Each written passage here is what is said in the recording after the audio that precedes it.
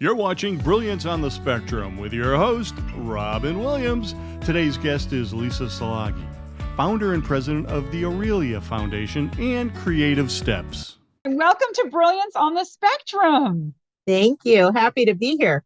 Oh my gosh, I am so happy to be here. Let's just get this part out of the way. I miss you. I'm hugging you. I know. I have to say, one of the good things that has come out of all this craziness is Zoom, where you can actually connect with people face to face, because I'm not big on FaceTime on my phone, but it's nice to at least be able to see people's faces and talk to them. And so that has been a one positive thing that's come out of all this. So catch me up for a second. How have you been? Because you and I are old friends. We've known each other for quite a while now. Oh my gosh. And it feels like I don't even know how many years ago it was, but things are good. You know, the program is zipping along. We've grown, I think, since when you were, out here and helping us out. Evolved. So much has changed. We have, just new clients, new staff, changes in all of that. It's been a whirlwind, and we're still. Let's get everybody caught up to who you are, because I know who you are. So tell me your name and your title and the title of your foundation. My name is Lisa Szilagyi, and I am the founder and actually now my new title, president of the Areelis Foundation Creative Steps program. And the Creative Steps program is a program that supports adults with disabilities. Once they've graduated from their school programs, we support them out in the community to get jobs, to continue to work on life skills, communication skills, social skills and opportunities. And we just basically try to do a very personal, individualized programming for all of the people that are in our program, all of the adults in our program. That's great, Lisa. So tell me, what inspired you to start your program? I mean, I have a little bit of an idea, but tell our viewers, what inspired you to do this? So first and foremost, and most importantly, I am the mom to a beautiful 33-year-old young lady that has a genetic disorder, tuberous sclerosis. And as a result of the genetic disorder, she has epilepsy and pretty significant cognitive impairment, mainly related to the seizures. So Emily was my inspiration for it, a change in my career to going back into the world of special ed. I started out as a one-to-one aide in a classroom working with a young lady that has cerebral palsy. And then that evolved into my going back to school, getting my special ed credential and teaching a life skills class for students with moderate to severe disabilities, like my daughter, Emily. And as Emily and my students were starting to age out of the school system, which you age out at age 22 for most students with more significant challenges, you age out of the school system at age 22. So my students and Emily were all getting to be close to that age. And several of the parents of the students in my classroom and I started looking to see what are some of the other programs? What happens when our kids do graduate out of their school programs? What's next? Where do they go? How do they spend their day? Monday through Friday, they all had school programs. What comes after that? So we started to look at other programs in the area. And what we found is that for Emily and most of my students who needed one-to-one support for different reasons, that there were not a lot of options for them. There were programs that were in, kind of a warehouse situation. And even many of those programs did not allow for one-to-one support.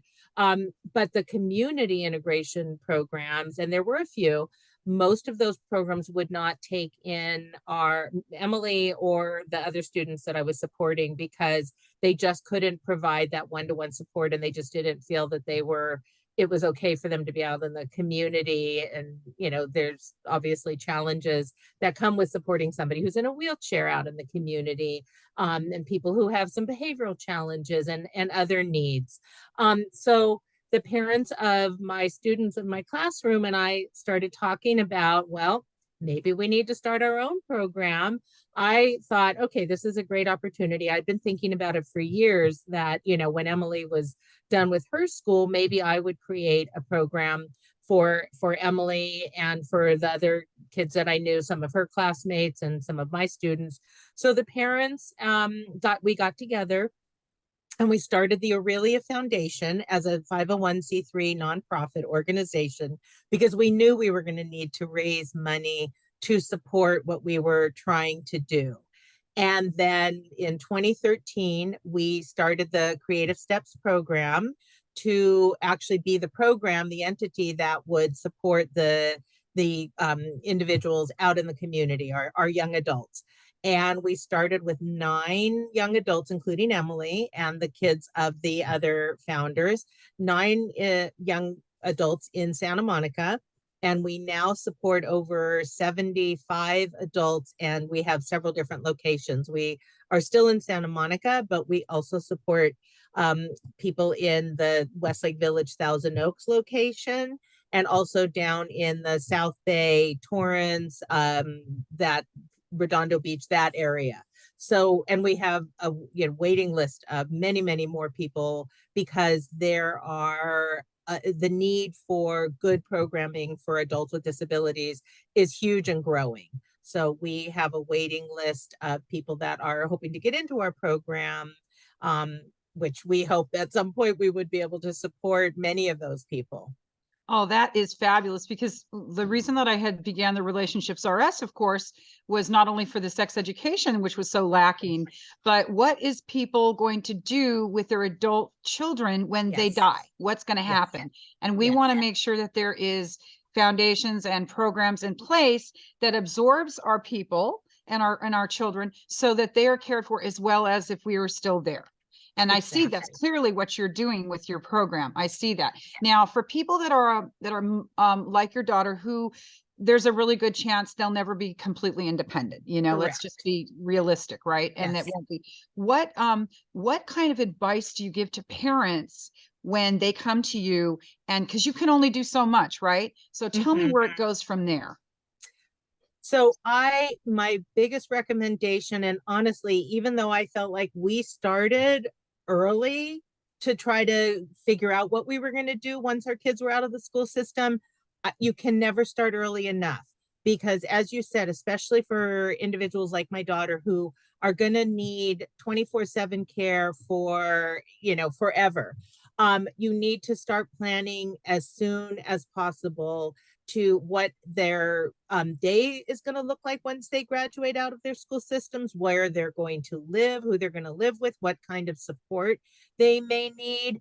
And it is, I can speak as a parent, it's a really scary prospect to really think that far down the road. I know there were days where I felt like I could just, 1 minute at a time, 1 hour at a time, 1 day at a time. And I really had a hard time looking down the road into the future to even think about it, because it's scary and it is overwhelming. But there's no substitute for really planning ahead, looking at what are the options in your area where you live for both day programming and for supported living, and everything else, because a lot of programs, both supported living and independent living and day programs, have waiting lists. So that's another thing that just breaks my heart as a parent and a program director, president, that when people call me and let me know, oh, my son or my daughter or my child is going to be graduating in June, can we get into your program? And I have to tell them, well, eventually, hopefully, yes, but we have a long waiting list. And I just, I try to refer them to other programs that I know about that I think are good programs. I'm happy to say there are a lot more good programs out there now than there were when we started looking 15 years ago.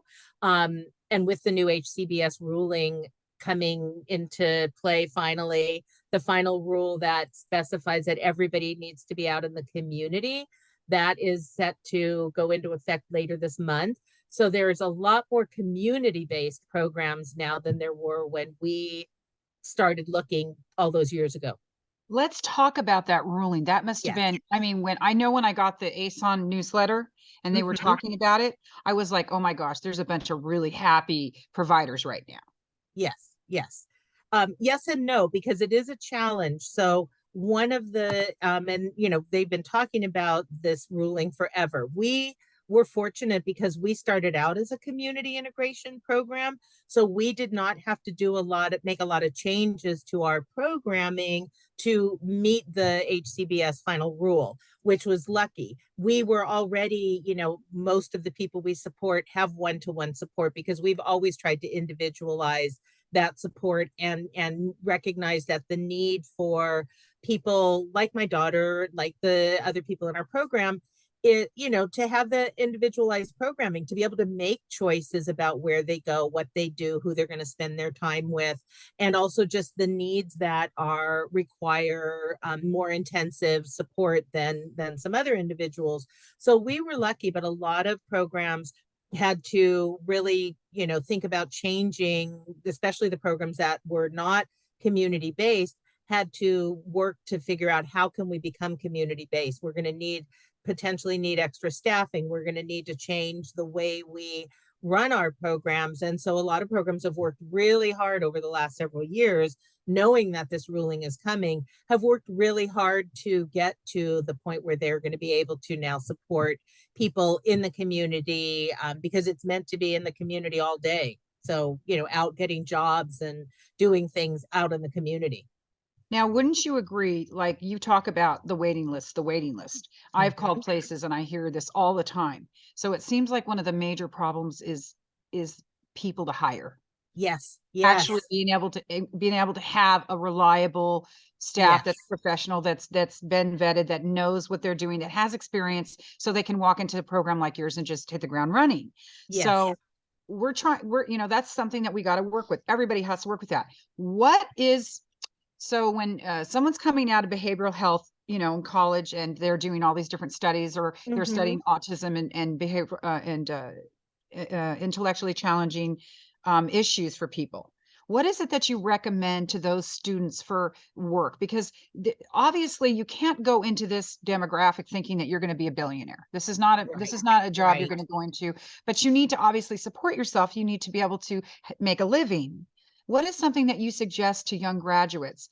Do you suggest that they become the founder, start their own deal? Do you suggest they work for someone else? What would you tell them? I, some of our absolutely best staff people that we've had over the years, and there's just a certain amount of turnover that happens. We have some staff people that have been with us since the beginning, and we're very happy about that.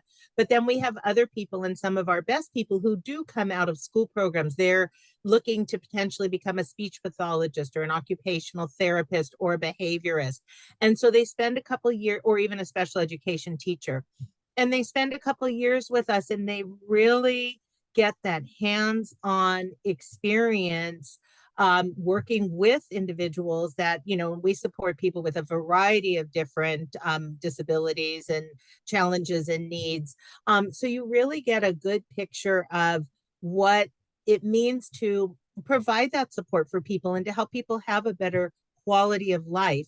I think for myself, because as a special education teacher, I thought I was very forward thinking and, trying to prepare my students for what life was going to be like afterwards. Now, having run a program for adults post secondary school, having run a program for adults and knowing what I know now, if I could go back into my classroom, I would do things very differently. Not everything Right. differently, but I really, having now seen what the end result is and what we're going for in terms of creating that life for individuals post school, I would do things differently in my classroom. So I think it's a really good experience to work in this field, and we have had people that have come into our program as staff and thought they were going to go in one direction in this field and have gone in another direction. Or even we've had staff who had no, they maybe had a family member with a disability, or they were intrigued, or they were part of a, group at school that supported their fellow students. And they came into our program as staff, not thinking about necessarily furthering their career in this field, Right. but then have gone on to do that because they've been so inspired by the difference you can make in somebody's life when you work in this field. So it's very gratifying. And like I said, some of our best staff are those people who are thinking in that direction or come in and get inspired and then move into a field that supports people with disabilities. So definitely coming out of college, it's a good idea to get yourself working into a place Yes. before you go into your Yes. specialty so you can really immerse yourself and learn hands-on. Yes. I I agree. think so. That's great advice. Now, what is one experience that you've had with one of your clients that stands out in a positive light more than anything else that you can recollect off the top of your head? Oh boy, it's almost hard to narrow it down to one, but we had one young man that we support that when he first started in our program, he actually had been unsuccessful in a few other programs that he had been in. And this young man was an artist and just so incredible, but he had a lot of challenges, behavioral challenges and other challenges. And he has, you know, just with years of working with him and with recognizing his skills, he's an amazing artist, and really just acknowledging that and just helping him to recognize how to advocate for himself, how to take care of himself because he has some health needs, and just building that trust, which is so critical when you're working with people that have maybe had some negative experiences. And he was, you know, prior to COVID, he was able to get a job in the community, which he was really proud that he had a job. And he's just a totally different person. Wow. And you know, you always have naysayers that go, oh, that person's never going to change. That's just who they are.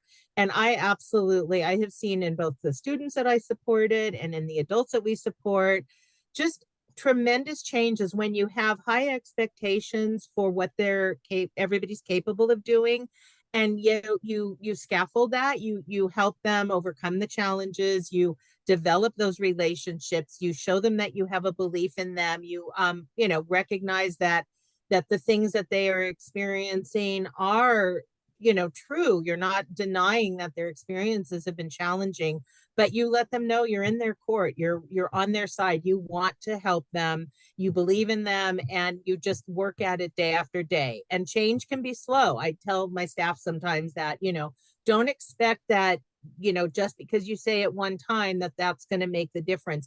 You need to take time to develop your relationship and connection, build that trust, and then work at those skills and work at it day after day after day. And then when you look back in a couple of years, you're going to be blown away by the progress that these individuals have made.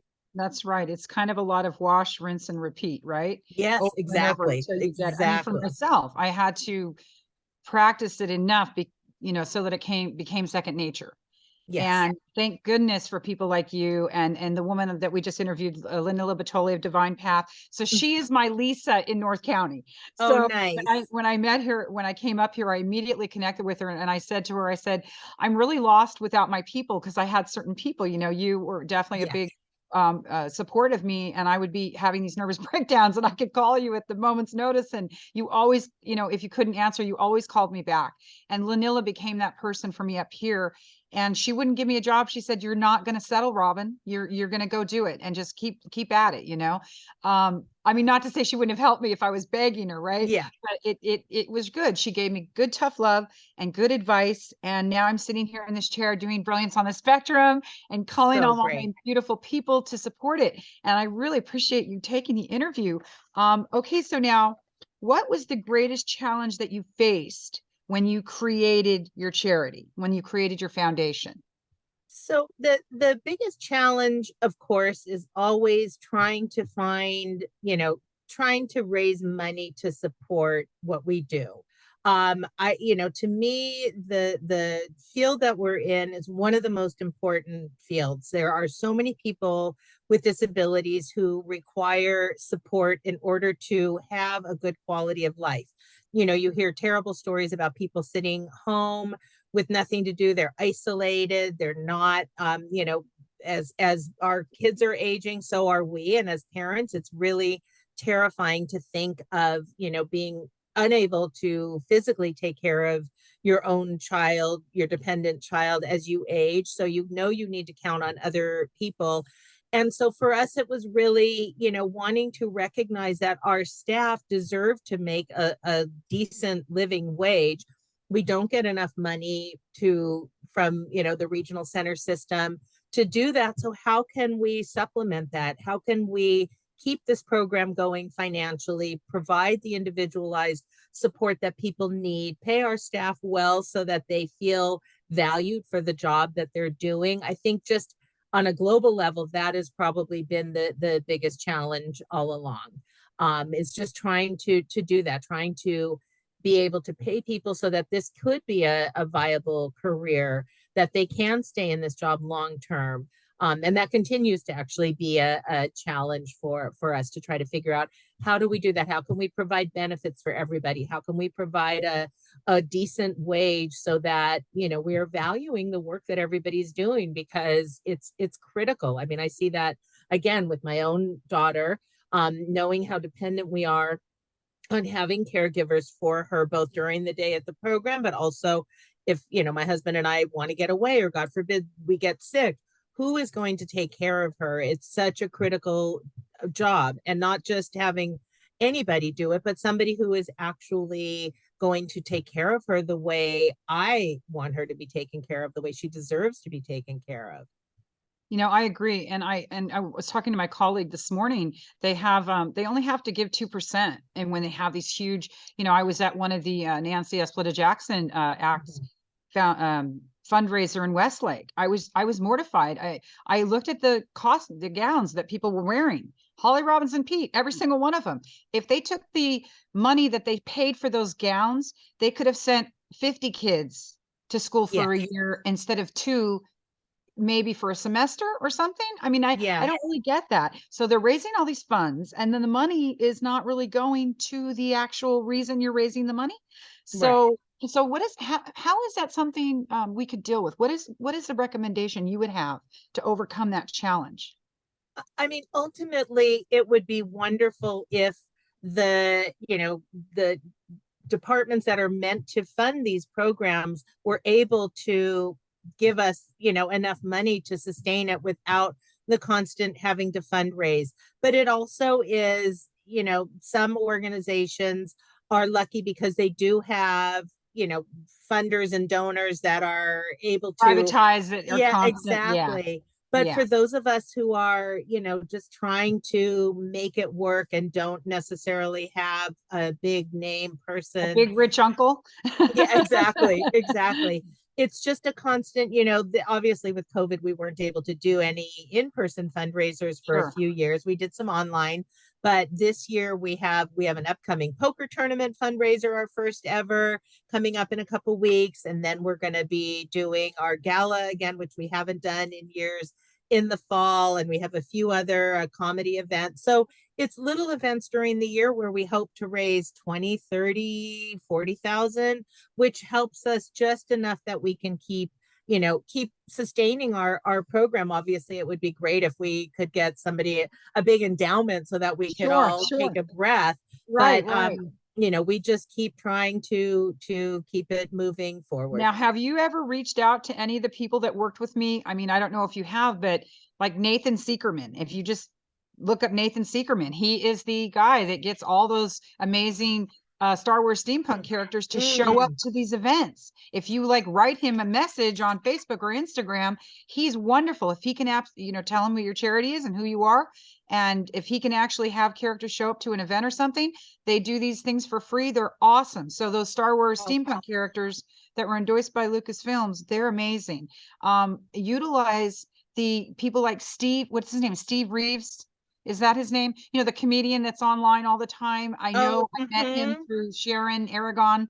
He's great. He was just complaining on Facebook because he got his one big movie and nobody's calling back. So, I bet he's somebody that would come and do a shtick for you guys. So there's some really good names right there. And you can always email me and ask me, and I will tell you anybody I can get in contacts with. I'm definitely going to follow up after this with an email to ask you, because I think we have a couple of events that might be fantastic to have some of these people support. Would be great. They were great. I mean, I would try to make sure that they had lunch. Once in a while, I'd try to come up with gas money, but most of the time they just showed up anyway. They Oh, were, that's so great. and so, okay, so And I that would just like, while I'm thinking about it, sure, honestly, that is the best thing about, I mean, about our relationship, but about this field is just being able to collaborate with people because we're absolutely. all out there and we're all trying to do the same thing, trying to provide supports We're all and in this together. programming for people with disabilities across all types of disabilities. And just having those community collaborations and partnerships and friends and contacts is really, amazing. It's vital. It's vital. It We're is. all in this together. It's important that we all support one another. Yes. We all, in this demographic for sure, we all have the same goal. We want our loved ones taken care of. We want them to have Yeah. quality of life, and we want to make sure they're safe and they have happiness, that it's their Yes. right. Happiness Yes. is everyone's right, right? All right. Now I'm going to say that I would love recommendations from you of somebody that you think we should interview.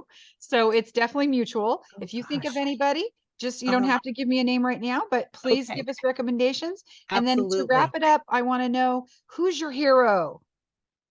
Oh my gosh. Well, as you probably know, Judy Human just passed away over the weekend. And Yes, I I did know, hear. I get chills when I. me too. And so, she's on my mind right now because what a pioneer to the way she lived her life and the advocacy and everything. What an amazing human being. I think Would you tell my listeners who she was? Because I know not everybody knows. so. Judy Human was a disability rights advocate from way back in the day. She was due to contracting polio when she was young. She was physically disabled, but she um, led this disability rights activism group in was it the 60s? Yes, Way early yes, on, before anybody really even was thinking about the rights of people with both developmental and physical disabilities. And she was just brilliant and never yes. gave up, and honestly really moved the bar forward for all people with disabilities in terms of accessibility and rights and dignity and the ability to live a lifestyle. I had the pleasure of being able to actually attend a couple webinars over the last couple of years where she Wow. spoke. And just, to me, everybody that I know who has a disability and has made something positive out of that, has, gone into a career or done something, just really wonderful to both help themselves and also to help other people, like you, Robin. It's people who turn those challenges into something bigger than themselves. Those are my heroes because Yeah, I I look know. at I have to. Emily.